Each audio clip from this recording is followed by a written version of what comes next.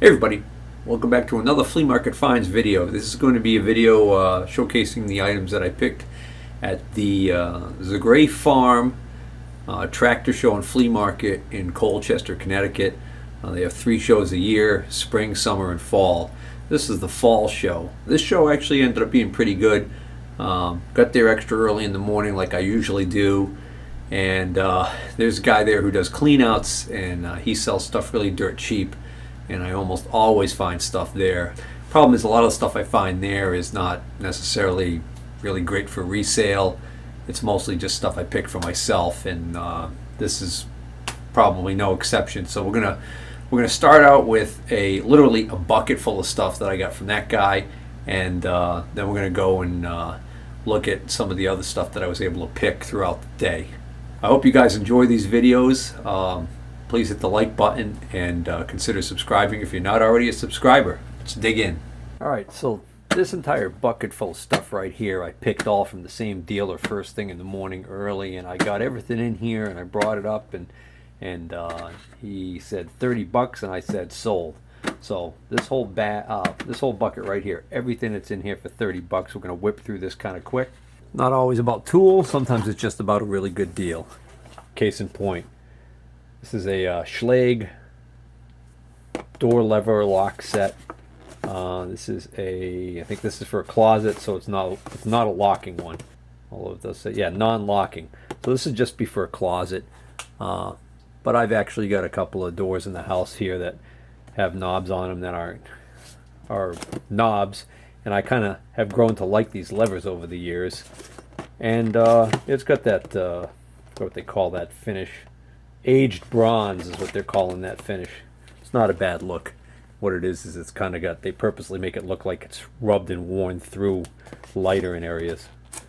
But I don't even know what these cost, but I bet you this is probably at least 15 or 20 bucks, maybe more, at like your Home Depot and everything. And you know, again, I got the whole bucket here for $30, and once you see what else is in the bucket, you'll agree that I probably ended up getting this for only a couple bucks. There were a lot of large Craftsman wrenches that I went through. I could have gotten a ton more at the low price of. I think he shouted out that the big Craftsman wrenches were like a couple bucks a piece. But then when I put them together in this bucket with everything else, and I got everything for $30, I probably ended up paying only like $1 a wrench for these. I went through everyone there. And the first thing I did was I went through everyone there and I weeded out any sizes that first I only pulled out the metrics, and then I pulled out any duplicates and put those back. And then I realized I was getting them so cheap that I went back and I actually pulled out some of the large ones in case I didn't have any of those particular ones. I couldn't remember off the top of my head what I had, but I do know what I don't have, or didn't have until now, was a lot of large metric wrenches. So I snagged all of these Craftsman large metrics. This is a combination 30 and 32 millimeter. Here's a 27 and a 30. Here's a 32 open end. Well, I guess that would be the combination. A 30 millimeter, 27 millimeter. And this is a 28 and a 32. So we got some redundancy there. I'm not going to worry about it though. And then snagged inch and an eighth, inch and a quarter, inch and 5/16, and inch and 1/16. I had to grab this because it's just the largest regular blade screwdriver. Now it's the largest regular blade screwdriver that I own. Got some rust on it there, old wooden handle, metal basher cap there on the back. But that thing that's a doozy. That's just over, it looks like it's just over 22 inches in total length. I don't see any markings on it or anything that's going to indicate who made this. The blade's actually still in decent shape. The only thing on it's engraved on here with the previous owner's name, or a previous owner's name. At this age, it may have gone through several hands. Well, it does say something on here, right in this area here. Let me just try and clean that up a little bit and see whether or not I can figure out who made this thing. It's got an interesting handle, the red stripe in the middle there. Some of you tool collector guys might know what it is already just by that alone. Alright, I was able to make out a 9714 Pro, and did a quick Google and was able to discover this is a 9714 Proto screwdriver made in Los Angeles, California. So, kind of neat find there. Again, didn't pay much at all for it. There are tons of hand tools there that I just kind of ignore for the most part, but I happen to spot these pair of wire strippers right here, and they're Kleins. And Klein tools are a good quality electrical tool, and these are actually in really good shape. They're not all butchered. The cutting edge is nice and keen on there. Doesn't look like somebody was trying to cut something they weren't supposed to cut with them. And they're just a nice little compact set of Klein tools, wire strippers, even though I've got more of these than I need. I'll just keep them handy though. This is just what this looks like to me is this looks like it's a steel disc that was cut out of something with either a plasma cutter maybe or a torch, the way that it looks.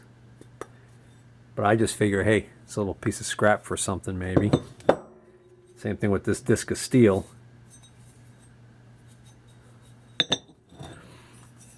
This is a brand new, the symbol's right there on the end. That's a brand new unused Briggs & Stratton small engine muffler. Nothing wrong with that.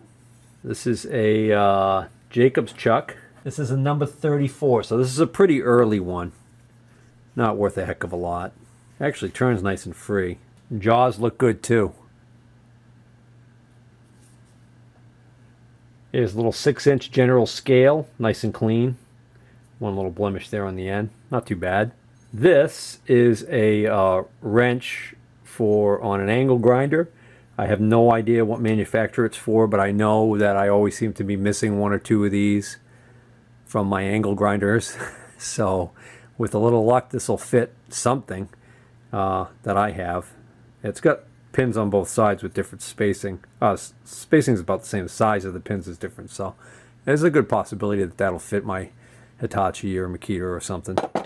I was really glad to score this. This is a Greenfield Tap and Die. Got that nice old Greenfield Tap and Die logo, the one that looks like the Twin Peaks. And it's a number 7, so that's a good sized tap wrench there. It's not A-bomb size, but it's a respectable size there. About 19, a little over 19 inches overall length, and more importantly, it's in great shape. I've picked a few of these over the years that were rusted as heck. This one is actually pretty good. And again, the jaws, quite respectable. I honestly don't even remember what's in here. Made in France. I'm sure when I spotted the box, it looked like an indicator, so I snagged it. Okay, it is an indicator. It's a funky little sucker, though. This is a, according to this, says it's a dynamometer. Mulmeter. This looks like a inspection, you know, inspector number 12 kind of thing. Inspected and passed or whatever. So this is a, oh, this is interesting. So this is marked Sheer Tomiko, made in France.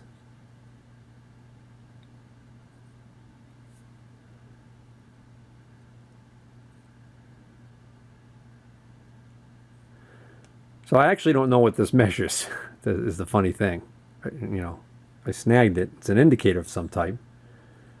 But there's no reference to size. It's not saying that like that 10, that's 10 thousandths. Very clean though. Very nice condition. You know, lots of times you see this enamel is damaged or coming off in places and rust is underneath. And this one's not bad at all. Very clean. Has this little finger you can set for, I guess, max. Yeah, see? All right. So it'll max it out and then come back, and it'll basically, it records the max reading. So Don't know. Interesting. So I don't know. I thought dynamometer had something to do with speed. So it's interesting. The translation here, it's for the top paragraph, is release gently. Hand may be damaged if allowed to snap back suddenly. And then the second paragraph apparently translates to, this instrument is strong and accurate. It may be used for all measures, from the laboratory to the workshop. Yes, okay, great. But what? Over here it says tolerance is maxi plus or minus 1,5%. Is that like 1.5%? And then I just noticed in the inspection chart here too, it actually, it's almost looks like they tested it at 10, 20, and 30 and tested left and right side and checked it off. So that's, I don't know. I have to do a little bit of research there. My phone battery just died, so Google is not at my service for the moment. Otherwise, I would probably dive right in, see if I can figure out what the hell that thing is.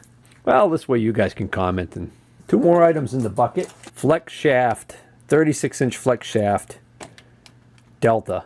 So, methinks this is supposed to go in a Delta drill chuck, on a chuck on a Delta drill press or some other tool. I don't know, but I just grabbed it because I knew I was going to get it dirt cheap, and it's brand new, obviously, never used, and looks like, yeah, I don't know whose sticker that is, but it was $18.92, and then it was this, and now it was whatever price was under here, and then it looks like a sticker went over the top of that. So you may never know what it was marked down to in the final analysis. Well, I'll tell you what, that's real cheap. That was already marked down. I guess this is a discontinued item, huh? It was marked down to $9, and then there was a sticker on top of it, which probably marked it down even further. Accessories for Delta flexible shaft. Sanding drum, points, polishing knobs, blah, blah, blah, blah. So that might come in. I don't know. I might find a use for that. The final item out of that $30 box. I got a weakness for these hand grinders, especially if they say do more on them anywhere. This is not a do more. This is actually, I think, maybe even something a little bit more special.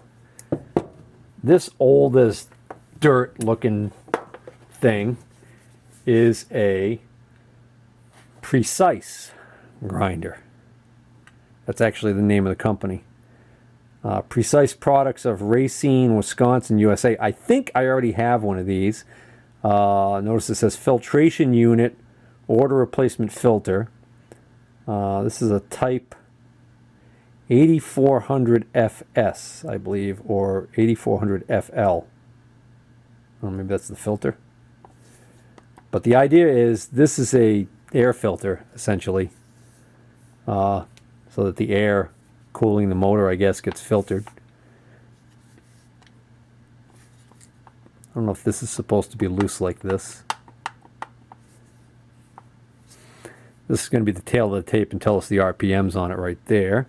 So this is a Super 40, 25151, quarter horsepower, max RPM, 45,000 RPMs, 120 volt, 3.3 amps.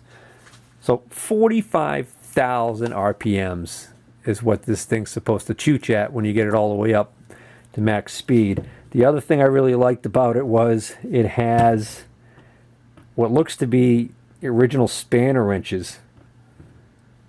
Okay, and this uses collets. God knows what type of collets these are. Let's take a look. Let's see if we can find one. Take a peek at one. See if we can get this one. The one collet that's in there. Let's see if we can get it out and see what it looks like. Wouldn't that be cool if those little tiny collets that I picked at the tool store a couple weeks ago, if they fit this thing? That would be nice. Yeah, you dummy. Oh, I had forgotten that this muffler we were looking at, it actually is, not only is it brand new, but I actually do have the box. The box was in such bad shape it fell out of the box and now it just dropped on the floor. So here we go. So there's a part number on this muffler.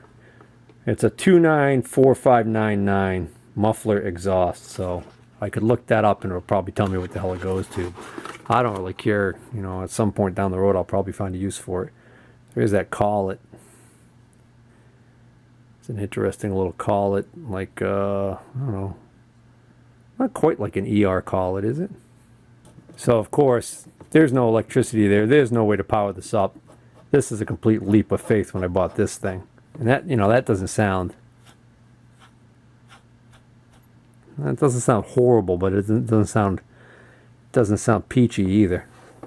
Little fuse. All right, let's let this baby rip. At least the cord's not sketchy as hell. I've bought these in the kind of things in the past, and the cord's just completely a nightmare.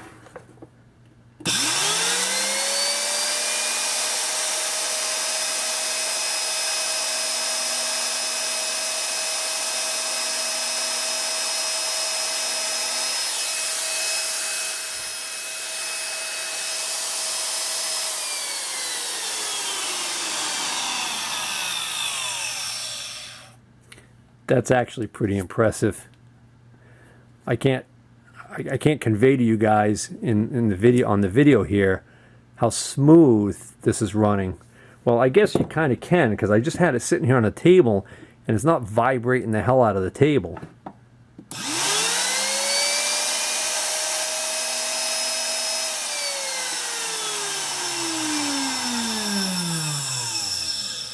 I think that really is living up to its name. That is a precise grinder.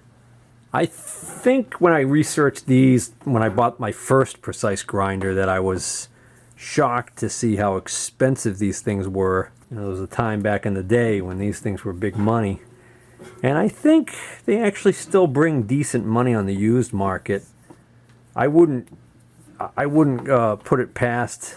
I think I'd be safe to actually make the claim that I think my $30 is sitting right here in this one item. I might be wrong about that. I've been wrong before. Here's my other precise grinder from a while back that I picked. Oddly enough, I picked this at the same tractor show only years ago, a couple years back, I think. And also for short money. More money definitely than I paid for that last one. This is a precise Super 60. And this one here, I think, is even more money. Same deal. Probably uses the same collet, quite frankly.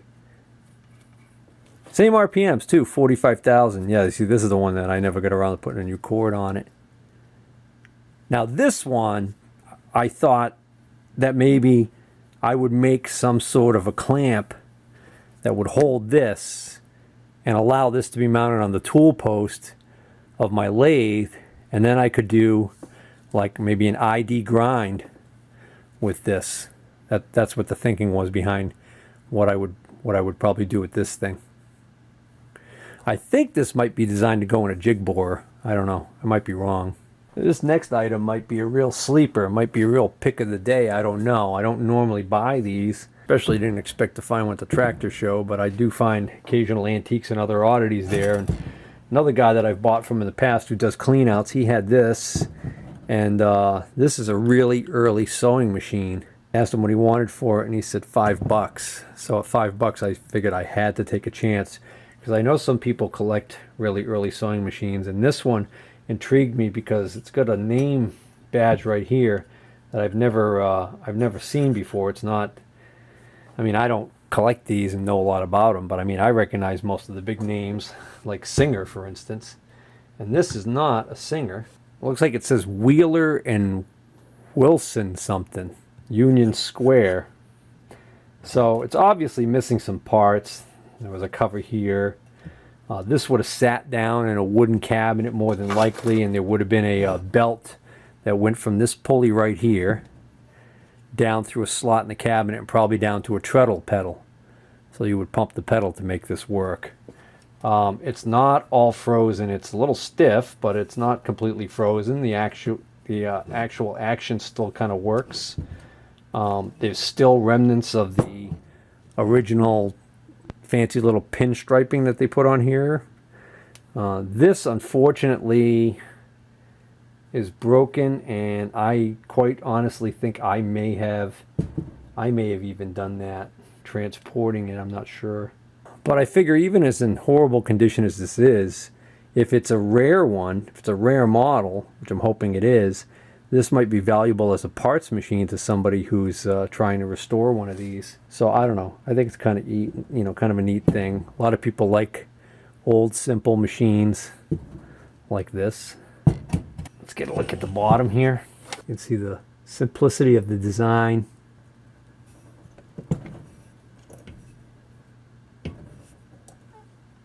Almost like a bell crank here.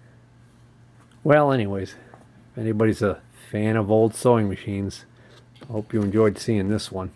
And again, being a sucker for old antiques that are just really, really cheaply priced, or in my opinion, were really cheaply priced, I spotted these two early brass buckets. And let's look at the larger one first.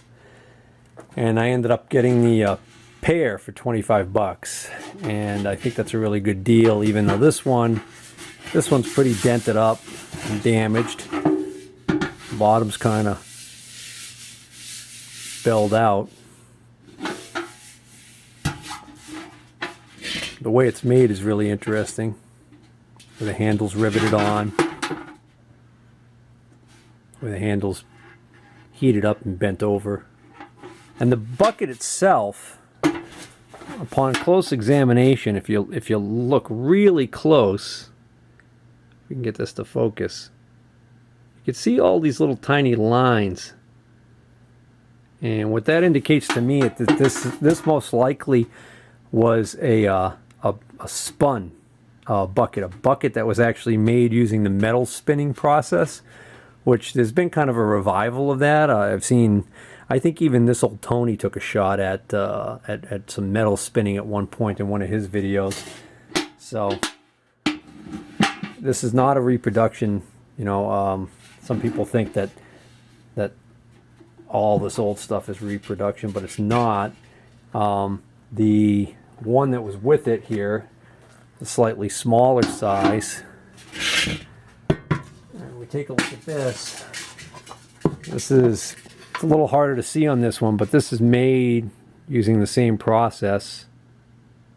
Okay, similar the way the handles are attached. This one's got a number 10 on here. I don't know what that means. Oh, I apologize. I said I got these for 25 for the pair. 25 for the pair was what these were marked, and I actually got these for 15 for the pair. That's how bad I am. That's the 25 for a pair for the pair I think was a good deal. But again, it's the tractor show. You take these to a highfalutin elephant trunk type of antique market, flea market here, and I think they easily would command the 25 bucks for the pair. But again, because it's a tractor show, flea market, antiques usually don't bring as much. So I basically thought, I don't need them. I'm probably gonna die with them. So I gotta get them like crazy cheap. So I said, well, if you do 15 for the pair, I'll take them. And the lady was with her husband, and he said, that's hers, it's up to her. And she said, yeah, all right. So here's the neat thing I wanted to show you about this bucket. I know it might be boring to some people, but this is kind of cool. This is how you can tell lots of times when you get a really early one. You see these marks right here? These are holes that were repaired. They were soldered. Okay? So what would happen is, over time, you'd get a hole in your bucket. There's a hole in my bucket, dear Liza. Dear Liza. All right. But anyways, you get a hole in your bucket, and because the cost of the bucket was such a significant portion of what your wealth was back in the old days, because you had to pay the tinsmith or whatever, right? It was worth spending the time. You didn't just throw it away. It wasn't a throwaway society like we live in many aspects, what we live in today. So they would repair. And what's neat is these early old repairs like that, they actually, they add character to the piece. And by doing so, in my opinion, they add value. There's a story there. There's a story right there. We may not know all the details of the story, but there's a story. And it's probably not as boring as my stories. Or maybe it is. All right, so the next dealer that I hit had quite a few items machinist related, and I went through them back and forth, and I inquired on prices on some of the items. Some of the items had prices on them, and then what I did was I put them together. I bundled them, as famous Frank would say, bundling. So some of the items, I think he was asking quite a bit more than what I was willing to pay. But I liked them, and there were a couple items that there was more leeway on. So in the end, by bundling them and going back and forth, we were finally able to agree on a price. Not exactly, I don't think, showstoppers here, but pretty good. I ended up getting this pile for $65, and I think a big part of it is right here. What we got here is a Model 659 Starrett indicator stand.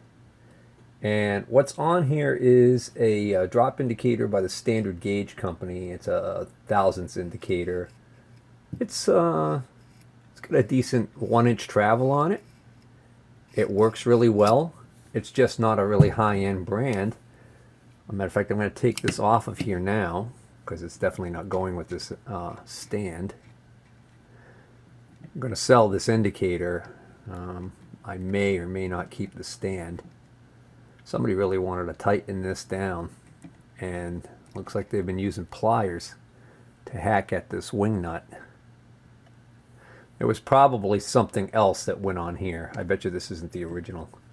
So he had a price on the indicator of 15 bucks, but it went with the stand, which I don't think he had a price on the stand. What's nice about this stand is it's got a really big, strong magnet, which is good, but what's really great about this stand is it's got these really stout, rigid arms, and it's got quite a bit of adjustability to it. So we've got a locking nut here, so we can adjust rough height. Locking nut here, just swivel. Locking knobs, I should say. Locking knob here, okay. But then, here's the really cool thing about this, I think. All right, so what this has got here is, on this end, of course, we mount the indicator, right? Let me just rotate this, show you how this is made, okay? So what we've got here is we've got a fine adjust on the back here. So what's actually happening, I don't know if you can see it, but that's moving in and out. I take that back. That is actually swiveling that. That's tilting that down. So it's kind of going like this. Very fine increments. So that's pretty cool. I like this. It's going to be one of those things that I'm going to, I don't know, I'm going to have to really give some serious thought about whether or not I want to let this one go. I've got a bumper crop. I have more indicator stands than I know what to do with, really. So I really need to start you know, deciding which ones I'm going to let go.